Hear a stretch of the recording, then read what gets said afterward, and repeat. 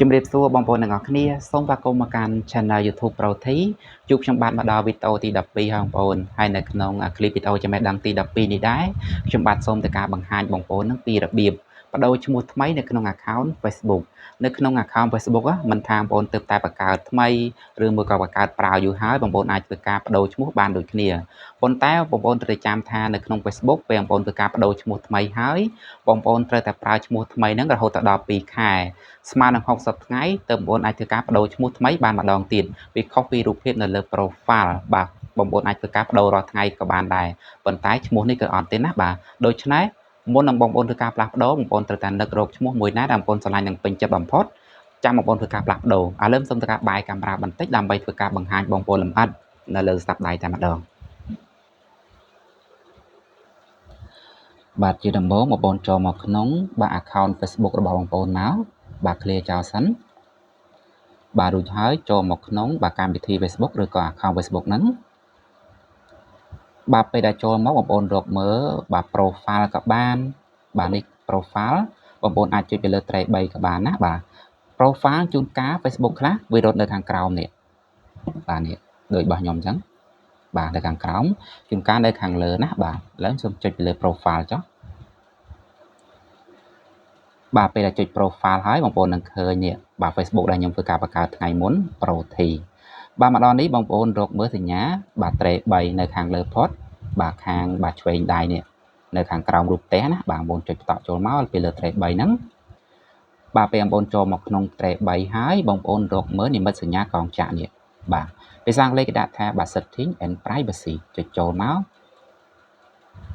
បាទរួចហើយបងប្អូនយកពាក្យថាបាទ setting ដែលមាននិមិត្តសញ្ញាដូចជារូបមនុស្សហើយមានរូបបាទកងចក្រហ្នឹងណាបាទចុចចូលមកបាទបន្ទាប់ពីចូលក្នុង setting ហើយបងប្អូនរកមើលពាក្យថាបាទ account center បាទចុចចូលមករួចហើយបងប្អូនចុចទៅលើ profile នេះបាទចុចចូលមកបាទរួចហើយចុចទៅលើ profile ម្ដងទៀតបាទរួចហើយនឹងចេញតម្រងបែបនេះបងប្អូនយកពាក្យថា name បាទរួចហើយនឹងចេញកន្លែង name នេះឲ្យបងប្អូនធ្វើការផ្លាស់ប្ដូរណាបាទហើយគេមានបានដាក់ដែរនេះបាទបើសិនបងប្អូនចង់ធ្វើការផ្លាស់ប្ដូរបងប្អូនអាចធ្វើការផ្លាស់ប្ដូរបានប៉ុន្តែបងប្អូនធ្វើការប្ដូរហើយបងប្អូនត្រូវតែរងចាំ60ថ្ងៃក្រោយទើបបងប្អូនអាចធ្វើការផ្លាស់ប្ដូរបានម្ដងទៀតប៉ុន្តែបើសិនបងប្អូនចង់លឿនបងប្អូនអាចចូលមកក្នុង setting ក៏បាននេះបាទចូលមកដល់តម្រងបែបហ្នឹងបាទបងប្អូនអាចធ្វើការ search តែម្ដងទៅនេះបាទចុចកន្លែង search បាទ setting ក៏បានឬក៏កៅយឹតក៏បានដែរណាម្ដងហ្នឹងណាបាទបងប្អូនធ្វើការ search មក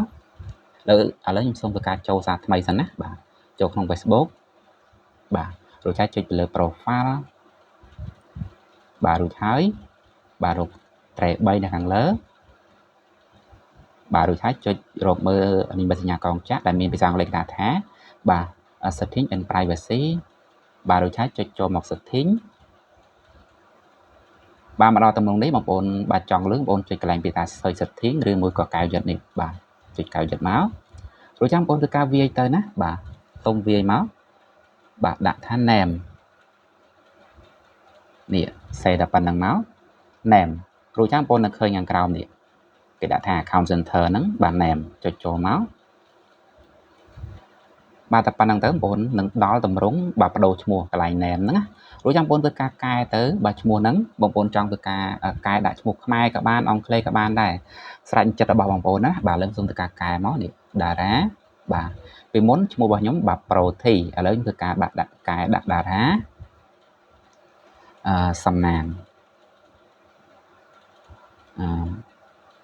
ណាង NG បាទតារាសំណាងបាទរួចហើយចុច creation មកបាទរួចហើយបងប្អូនយកខាងក្រោមនេះដែលអក្សរហុំពត់ដោយពណ៌ខៀវគេដាក់ថាបាទ review change បាទម្ដងនេះបងប្អូនផ្ទៀងផ្ទាត់មើលម្ដងទៀតបាទតារាសំណាងរួចហើយចុចពីថា review change នឹងមកបាទឥឡូវគេសួរយើងបញ្ជាក់តើយកឈ្មោះបាទតារាសំណាងឬក៏បាទសំណាងតារាបាទបាទដល់នេះខ្ញុំស្រឡាញ់ឈ្មោះតារាសំណាងរួចហើយចុចបាទ save change មក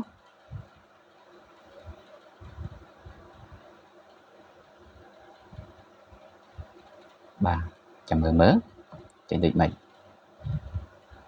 ចុចម្ដងទៀតបាទឥឡូវ clear ចោលសិនចាំមើលឥឡូវ តែបានអត់ចូលមកក្នុង Facebook សារថ្មី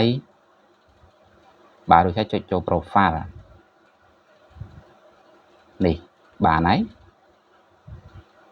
បាទ